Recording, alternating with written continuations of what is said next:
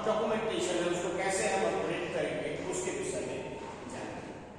First of all इसका agenda introducing to EHR, evolution and history, core components, benefits and advantages, EHR in the hospital workflow, security and privacy, challenges and barriers, global implementation and future of EHR and country.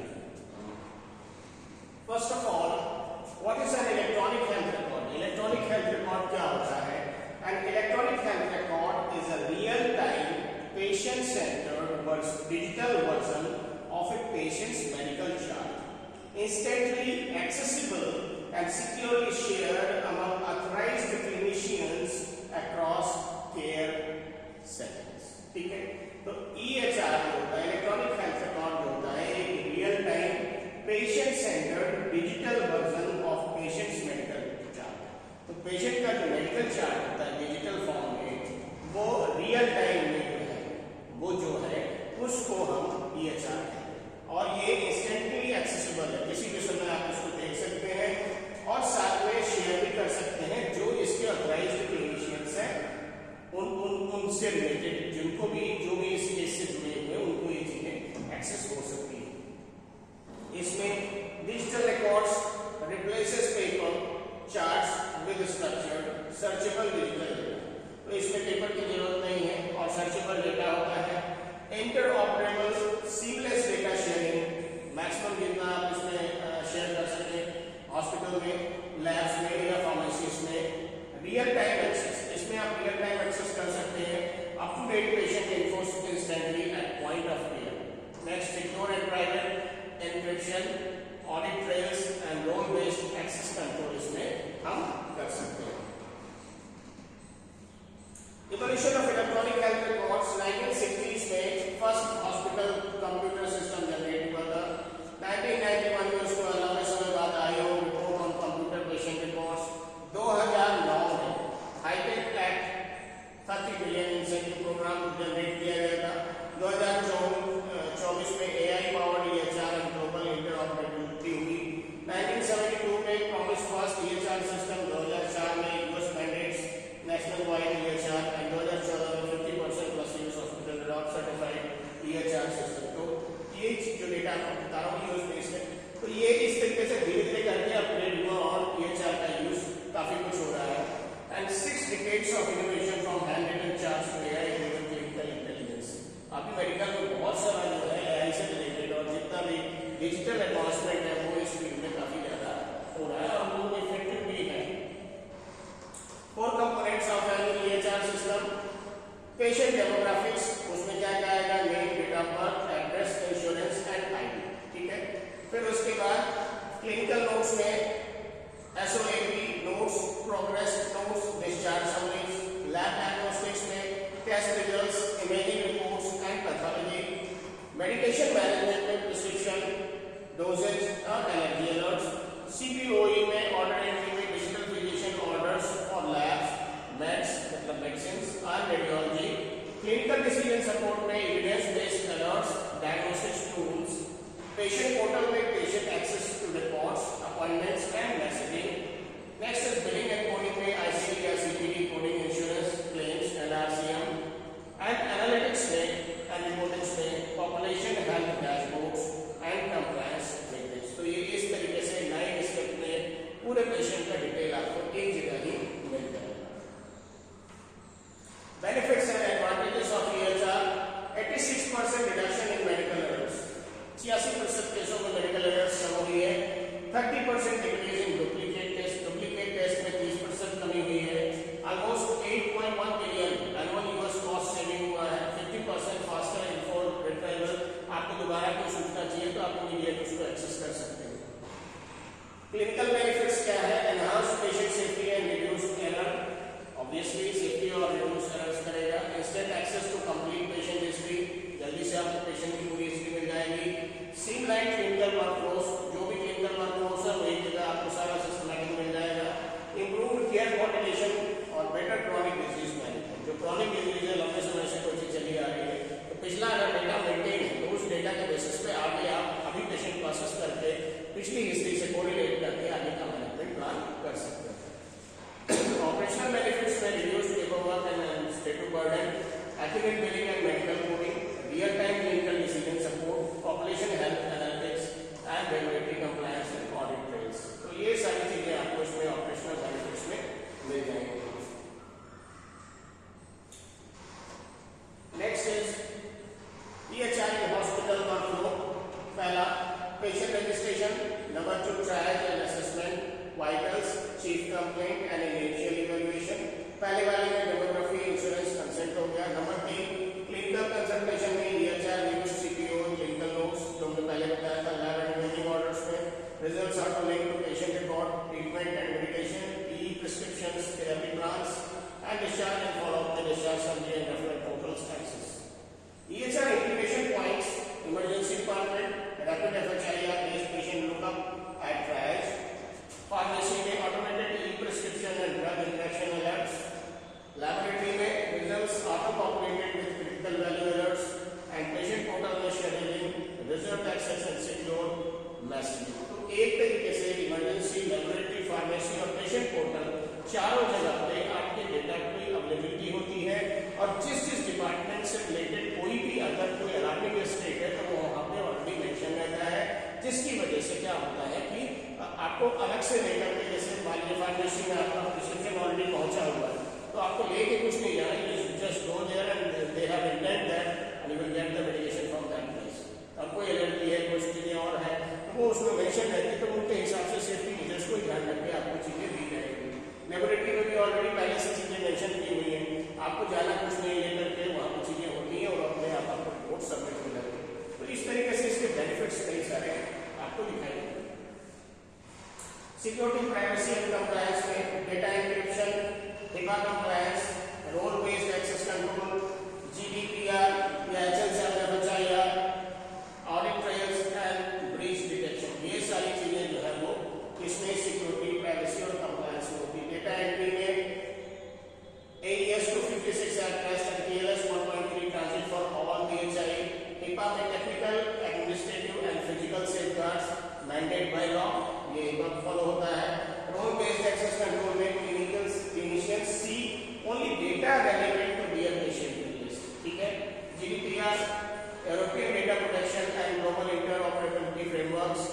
Audit trails में every access, edit and export log with timestamp and user ID and breach detection. अगर कोई breach होता है तो real time intrusion detection, auto lockouts and alert. अगर कोई उसमें अलग से बाहर से इंट्रोड्यूस होना चाहता है, घुसना चाहता है, उस चीज की जानकारी लेना चाहता है, जो एक्सेस करने के लिए वैलिड व्यक्ति नहीं है या वैलिड कोई उसमें इंट्रोड्यूसर नहीं है तो उसको वो तुरंत बता देगा. शील्ड क्या है? Protected health information, that is called PHI, that is HIPAA, GDPR, GDPR. Challenges: high implementation cost, staff training and resistance, interoperability issues, workflow disruptions, data security risk और infrastructure in developing nations. तो क्या होता है जो cost जो high implementation cost को implement करने के लिए कॉस्टिंग काफी हाई होती है. स्टाफ ट्रेनिंग, इसके लिए स्टाफ को ट्रेनिंग प्रॉपर EHR को मेंटेन करने के लिए देना होता है. साथ में रेजिस्टेंस भी झेलना होता है कि कुछ लोग कर पाते हैं, कुछ नहीं कर पाते हैं, तो आपको उनको प्रॉपरली ट्रेन करना होगा, गाइड करना होगा, उनको एक तरीके से मोटिवेट भी करना होता है कि इन चीजों को सीखें, क्योंकि intensive training needed change this slow adoption and reduce system utilization. Interoperability issues में incompatible system across hospitals, hinder data exchange and fragmentation. अगर आपके साथ ऑपरेबल सही से नहीं है तो उसमें डेटा एक्सचेंज करना या फिर कोई चीजें मेंशन करना आपको कठिन होता है. वर्कफ्लो डिस्ट्रप्शंस में EHR implementation temporary disruption in the workflow affecting productivity. अगर प्रॉपर्ली वर्क इसमें डिस्ट्रप्शन होता है वर्कफ्लो में तो ये इसकी प्रोडक्टिविटी आपकी अफेक्टेड हो सकती है. डेटा सिक्योरिटी रिस्क में रैंसमवेयर है, ब्रीच है या अनऑथराइज्ड कोई एक्सेस है तो ये चैलेंज आ सकता है. इंफ्रास्ट्रक्चर इन डेवलपिंग नेशंस में limited broadly unreliable power and hardware cost payments EHR adoption globally. तो थोड़ा सा कई सारी जो डेवलपिंग नेशंस हैं उसमें कहीं ना कहीं पावर से रिलेटेड इशू है या हार्डवेयर की कॉस्ट से रिलेटेड इशू है या फिर उनको अडॉप्शन करना ग्लोबली, उस सारी चीजों में कहीं ना कहीं चैलेंजेस आते हैं जिसकी वजह से सब जगह ये सिस्टम जो है ऑपरेबल आसानी से नहीं है.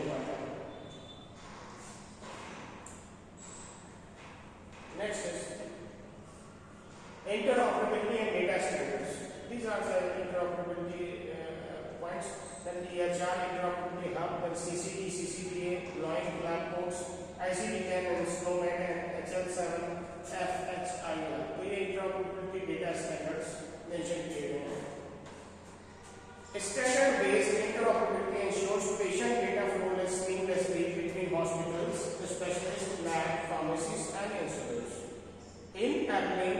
Enabling coordinated care and reducing duplications.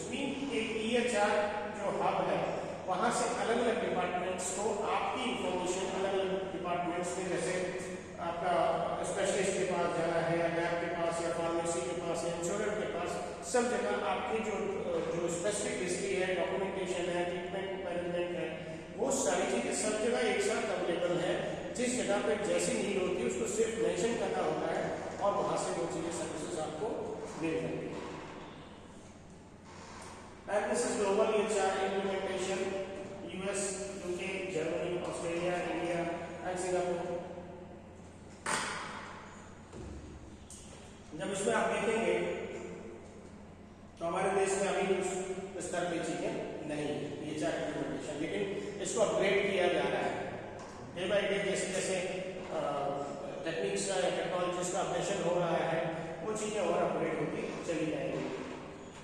तो ये इंडिया में हमारा आयुष्मान भारत नेशनल मिशन है, national digital health idea report for 1.4 billion citizens. ठीक है, अलग अलग कंट्रीज में अलग अलग लेवल पे ये चीजें मेंशन है. EHR versus traditional paper records. EHR और पेपर रिकॉर्ड्स के बीच में क्या जैसे हम डिफरेंस देख सकते हैं. एक्सेस स्पीड, इसमें इलेक्ट्रॉनिक EHR में इंस्टेंट है और कभी भी हो सकता है, एनीवेयर कर सकते हैं. Accuracy, structured and validated fields. Storage cost low, cloud based होता है. कितना बड़ा क्लाउड है उसके बेस पे होता है. Data sharing, instant secure sharing, backup, automatic and redundant. Search में full text search and filters. Decision support में AI alerts and reminders and cost over time decrease with scale. ठीक है. But paper records में क्या है? Physical retrieval, minutes, hours लग सकते हैं. हैंड राइटिंग एरर्स कॉमन हो सकती है इसमें. हाई फिजिकल स्पेस या फीलिंग हो सकती है. फैक्स मेल और कुरियर ओनली अगर आपको डेटा शेयरिंग करनी है तो. और अगर बैकअप के लिए बात करनी है तो बैकअप कुछ नहीं होता. Non if lost is damage, अगर लॉस्ट हो गया डैमेज हो गया. सर्च में manual page bye page review कर सकते हैं. डिसीजन सपोर्ट में कुछ नहीं है. और कॉस्ट ओवर टाइम में ग्रोस विद पेशेंट वॉल्यूम, और ये पेशेंट के वॉल्यूम पे ये बॉडी ग्रो करे. The future of EHR, AI emerging technologies, AI machine learning, voice-enabled EHR, wearable and IoT, and genomics integration, blockchain and cloud-native EHR. ये सारी चीजें जो है नई टेक्निक्स के फॉर्म में इमर्ज कर रही हैं. पहले बात करते हैं AI एंड मशीन लर्निंग की. Predictive diagnostic, sepsis alerts, readmission risk scoring and AI assistant clinical note generation. इतनी चीजों में इसका रोल अभी है. प्रेडिक्टिव डायग्नोसिस, क्या डायग्नोसिस होनी चाहिए. सेप्सिस अलर्ट्स कोई जो है उसको बता सकता है. रीएडमिशन कोई है उससे रिलेटेड आपको स्कोर दे सकता है. या AI असिस्टेंट कोई क्लिनिकल नोट की जरूरत है तो उसको आप दे सकता है. Voice enabled EHR, NLP and documentation clinicians speak EHR autofills structured notes in real time. तो क्लिनिशियन अगर बोलते तो वो इसको EHR को फिल कर सकता, ऑटो फिल कर सकता. Next is wearable IoT, continuous remote monitoring, glucose, SpO2, heart rate, auto populating the EHR. Genomics में precision medicine, patient genomic data imager guide drug selection and treatment. और अगर हम इसमें जीनोमिक सिलेक्शन भी कर सकते हैं तो EHR गाइड करता है कि कौन सी ड्रग इस पेशेंट को सेलेक्ट करें और ट्रीटमेंट दें. ब्लॉकचेन में टेम्पर प्रूफ ऑडिट ट्रेल्स, कोई भी इसमें टेम्पर प्रूफ होता है, कोई ऑडिट ट्रेल्स हो सकता है नहीं हो सकता. पेशेंट कंट्रोल कंसेंट होती है और सिक्योर क्रॉस इंस्टीट्यूशनल शेयरिंग होती है. क्लाउड नेटिव EHR में scalable SaaS EHR platforms with automatic update and global accessibility. तो अगर इसका पूरा डेटा बना हुआ है तो ग्लोबल एक्सेसिबल भी अच्छे से हो सकता है क्लाउड कंटेनर सही से और बढ़ा. EHR by the numbers, key statistics में 96% of US hospitals are certified by EHR system. Almost $30 billion US government investing in EHR adoption. 70% of physicians report EHR improves patient care quality and number one, healthcare is the number one most cyber-tracked industry. 50% reduction in time to retrieve patient records versus paper, that's true. अगर हमको पिछली चीजें देखनी है तो documentation file को मंगाना, फिर चेक करना सारा पेज, तो उसमें बहुत फर्क है. आप इमीडिएट बेसिस पे इसको एक्सेस कर सकते हैं. Decrease in duplicate laboratory orders, कोई लेबोरेटरी ऑर्डर्स डुप्लीकेट नहीं हो सकते हैं. 86% ऑफ फिजिशियन से EHR reduces medical errors. Obvious सी बात है, इसमें तो कोई बात नहीं. $8.1 billion annual saving in US healthcare from EHR implementation. तो इससे कॉस्ट सेविंग भी काफी होती है, ये बात इंपॉर्टेंट. कंफ्यूजन की बात करें, EHR systems are the backbone of modern hospital management. Patient safety, care quality and clinical outcomes are significantly improved. Operational efficiency and measurable cost saving are well proven. Security, privacy and compliance are fundamental, non-negotiable. AI and interoperability are defining the next generation of EHR, and global adoption is accelerating the future of healthcare is digital. This line is very very important. Global adoption, अगर globally इसको adopt कर लिया जाए तो natural है कि जो future healthcare है वो टोटली डिजिटल होगा और कहीं से भी बैठ करके कोई भी इसको एक्सेस कर सकता है और आपको एडवाइस, गाइड या मैनेजमेंट में भी सपोर्ट कर सकता है.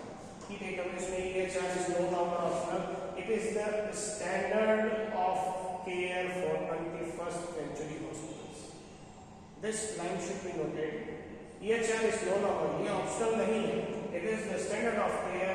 ये स्टैंडर्ड ऑफ केयर है 21वीं शताब्दी के हॉस्पिटल्स का. ठीक है. Thank you so much.